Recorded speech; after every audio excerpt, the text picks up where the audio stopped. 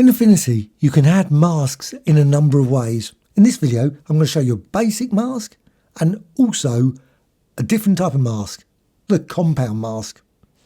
So the first thing to do, I've got this background image here.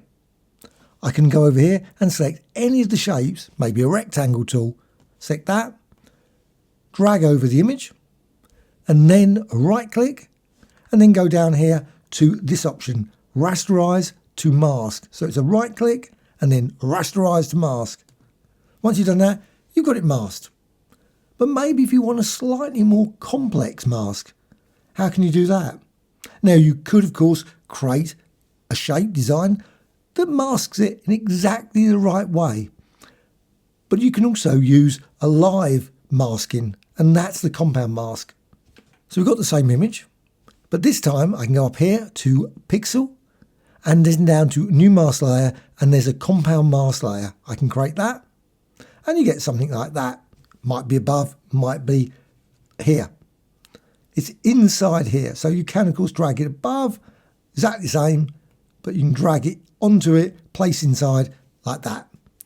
But now you can add some mask to it. And I'm just going to go and add maybe a different shape. Let's go with a diamond tool. Now it can't be a clipping mask. So you got that. You can't use it as a vector shape.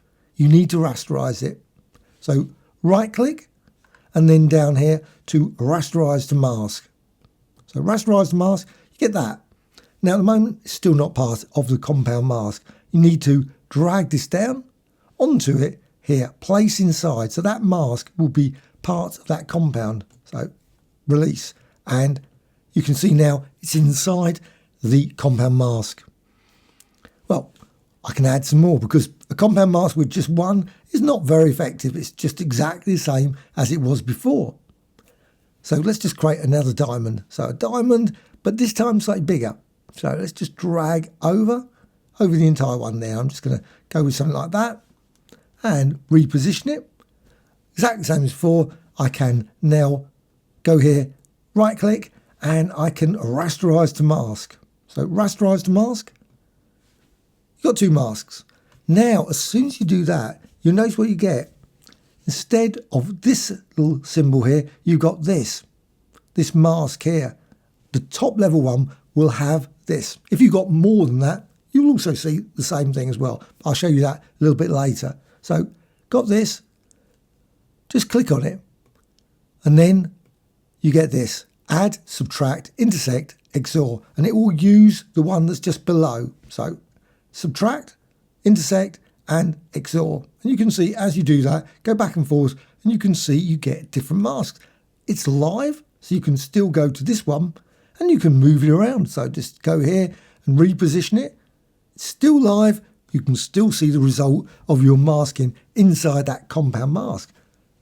You can also, if you want, simply select it there and drag above. So just drag it above, go up there, and you can see that blue line. You're not taking it out of the compound mask. Release. Now that one is above. And it still now has that.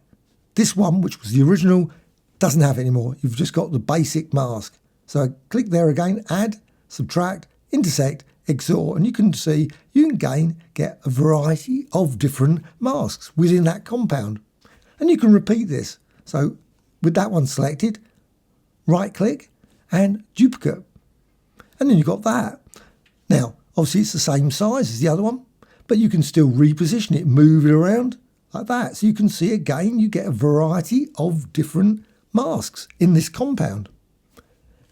And as it's above this one, the only one that doesn't have this option is the bottom one. All the ones above have this add, subtract, etc. And again, you can just click there and go intersect, subtract, add, etc. So let's just go with that one, subtract. With it selected, again, move tool over here. I can reposition it, move around and create a variety of different masking, all live, all can be modified in countless ways. You can also, if you wish, just go here with the mask, go up to Pixel, Filters, maybe go with Blur. So go here, Gaussian. So a Gaussian blur, maybe not that extreme, but maybe a subtle blurring effect, and click apply. The masks can have effects applied to them as well. They're not live. Once you've done it, that's it. It's a destructive effect. And again, you can still move it around, reposition it, and so on. And now you can see that blurring effect. So you can create a variety of different compound masking effects in Affinity. Of course, once you've got your mask and your image, what you can do is, with the background here selected, hold down the Alt Option key and you can drag and you can create something like that. And you can create multiple shapes like that, all kinds of complex designs. But also what you can do, you can add maybe a layer effect as well. So with this selected, just go down here to Effects, click there, and then go to 3D, set that on, and change the radius, and also perhaps add an outer shadow. So with this, close. This design, of course, is still live, so you can always go here and open this up and select one of the masks and reposition it, move it around, and so on. Please check out this video about conversion of selections to curves to create all kinds of amazing shapes in Affinity.